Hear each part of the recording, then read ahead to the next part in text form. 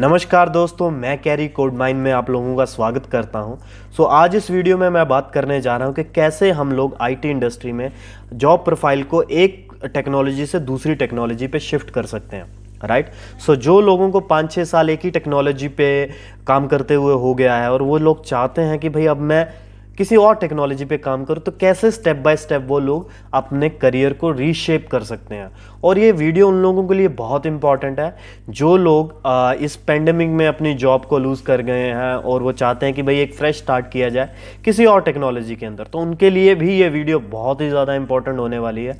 और मैं चाहता हूँ कि जो नए मेरे दोस्त इस वीडियो पे आए हैं और नए यूज़र जो मेरे चैनल पे आए हैं, तो प्लीज़ मेरे चैनल को सब्सक्राइब कीजिए ताकि जो आने वाली वीडियोस के नोटिफिकेशन है वो आप तक पहुंचे। और पुरानी वीडियोस को भी आप प्लीज़ चेक कीजिए और लाइक कीजिए, शेयर कीजिए, कमेंट्स कीजिए।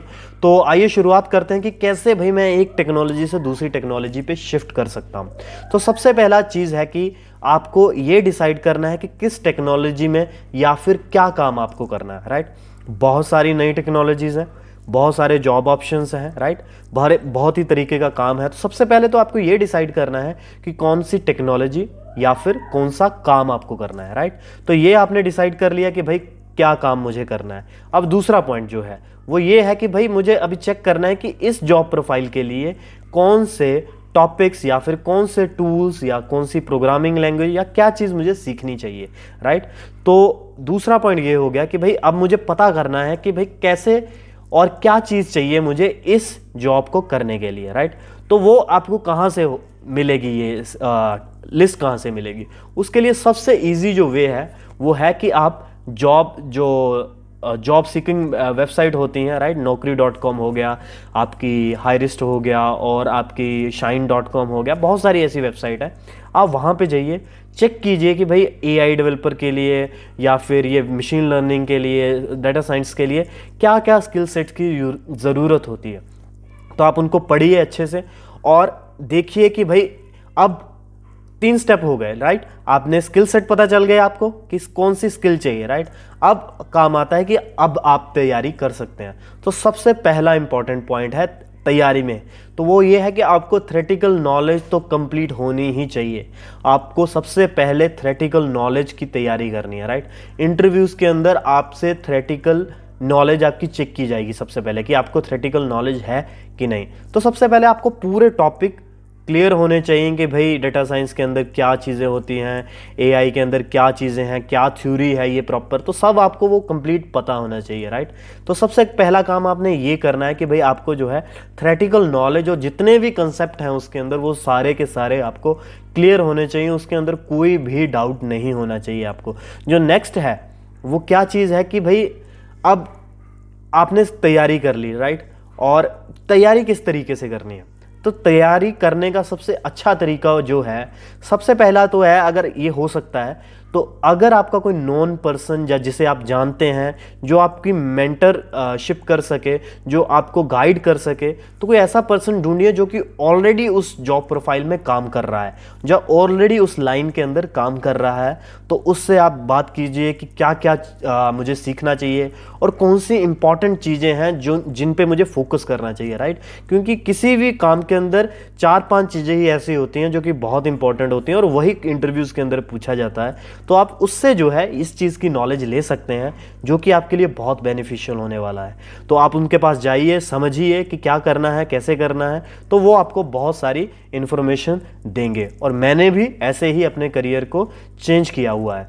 तो नेक्स्ट जो चीज़ है कि तैयारी करने का वे क्या है कि आप प्लान कीजिए कि इस वीक में मुझे ये सब करना है, अगले वीक में मुझे, फॉर एग्जांपल एक वीक में मुझे बेसिक क्लियर कर लेना, दूसरे वीक में मुझे जो है पूरा एडवांस प्रोग्रामिंग, जो फॉर एग्जांपल मैं नई प्रोग्रामिंग टेक्नोलॉजी में जा रहा हूं तो मुझे वो चेंज करना है। राइट। वो मैंने चेंज कर लिया। अब नेक्स्ट मुझे क्या है, नेक्स्ट आने वाले एक मंथ में मुझे जो है प्रोजेक्ट बनाने हैं। छोटा सा प्रोजेक्ट आप बना के देखिए, उसे कंप्लीट करके देखिए, उसके अंदर अपने हिसाब से चेंजेस करके देखिए। क्योंकि जब तक आप एक प्रोजेक्ट नहीं बनाते किसी भी टेक्नोलॉजी में, आपका हाथ उसके अंदर सेट नहीं होगा। राइट। चाहे आपको कितना भी एक्सपीरियंस है, तो आपको नई टेक्नोलॉजी के अंदर जो है आपको उस पर अच्छा हैंड ऑन होने के लिए एक दो प्रोजेक्ट तो कम से कम करने चाहिए, राइट।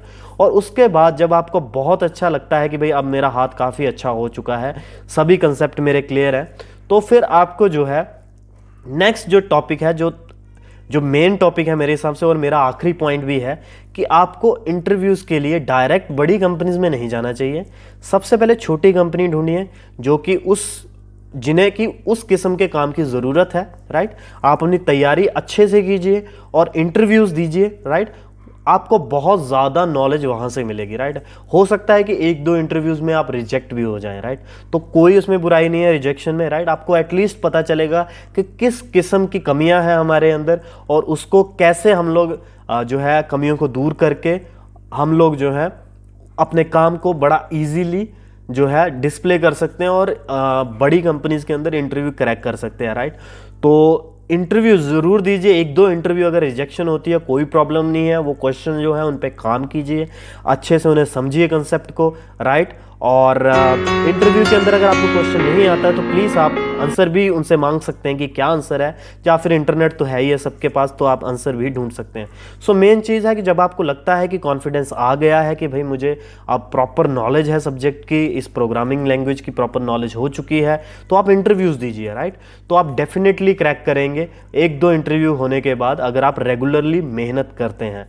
तो ये मेरे सारे पॉइंट्स थे जॉब स्विचिंग के अंदर। सो मैंने भी ऐसे ही किया है, एक मेंटरशिप से हेल्प लेके, और उसके बाद फिर मैंने गोल बनाए कि इस वीक में मुझे ये करना है। फिर मैंने एक दो प्रोजेक्ट्स के ऊपर काम किया और वही प्रोजेक्ट्स के बेस पे फिर मैंने इंटरव्यूज़ वगैरह दिए। एक दो रिजेक्शन होने के बाद फिर मैंने अपने करियर को स्विच किया। तो मेरे हिसाब से जो मेरे एक्सपीरियंसेस थे वो मैंने आपके साथ शेयर किया, और होप मैं उम्मीद करता हूँ कि आप लोग भी जिस तरीके का काम करना चाहते हैं, चाहे आईटी इंडस्ट्री चाहे नॉन आईटी इंडस्ट्री, किसी भी तरीके का आप काम करना चाहते हैं, तो आप भी इजीली और बड़ा स्मूथली शिफ्ट कर जाएं, राइट। और एक पॉइंट इसके अंदर मैं ऐड करना चाहता हूं कि जो लोग फॉर एग्जांपल जिनका बहुत हाई पैकेज है, राइट, और वो लोग स्विच करना चाहते हैं, तो उनको लिए थोड़ा सा मुश्किल हो सकता है यहाँ पे। तो उनके लिए मेरी एक सलाह है कि अगर आपका हाई पैकेज है, तो अगर आप देखो टीम लीड हैं तो टीम लीड के बेस पे ही दूसरी टेक्नोलॉजी में जाएंगे, तो आपको उस लेवल की नॉलेज होनी चाहिए। तो उसके लिए आप क्या कर सकते हैं, आप डायरेक्टली स्विच मत कीजिए, राइट। उसमें आपको प्रॉब्लम हो सकती है। सबसे पहले आप उस अपने सब्जेक्ट की, अपनी प्रोग्रामिंग जो नई टेक्नोलॉजी है उसकी नॉलेज लें, राइट। उसके लिए थोड़े प्रोजेक्ट के ऊपर जितना काम हो सकता है उतना करें, और साथ में एक जो मैंने किया था और मैं आपको उसकी सलाह दूंगा कि आप थोड़ा उसका फ्रीलांसिंग काम उठाएं, या फिर जो बंदा ऑलरेडी फ्रीलांसिंग करता है उस काम के लिए उसको असिस्ट करें, राइट। उससे क्या होगा कि आप एक प्रोफेशनल एनवायरनमेंट के अंदर उस नई टेक्नोलॉजी में काम कर पाएंगे और आपको बहुत ही अच्छा एक एक्सपोजर मिलेगा वहाँ पे, रेदर देन कि आप डायरेक्ट इतने बड़े पैकेज के साथ शिफ्ट करते हैं। तो उसमें आपको बहुत आसानी रहेगी। सबसे पहले आप काम कर ले 6 महीने 1 साल उस टेक्नोलॉजी के अंदर, आपको पूरी नॉलेज हो जाए जब कि भाई एंड टू एंड अब मुझे पता है, अब मैं लीड कर सकता हूँ इन टेक्नोलॉजीज के साथ टीम में, तब आप बहुत ही ईजिली शिफ्ट कर सकते हैं। तो जिन लोगों को बहुत ही ज़्यादा एक्सपीरियंस हो चुका है और बहुत हाई पैकेज में है, वो लोग ऐसे शिफ्ट कर सकते हैं। तो उम्मीद करता हूँ कि आपको मेरी ये वीडियो बहुत पसंद आई होगी। Please do like, share, comment and subscribe my channel. Thank you so much. Have a very good day.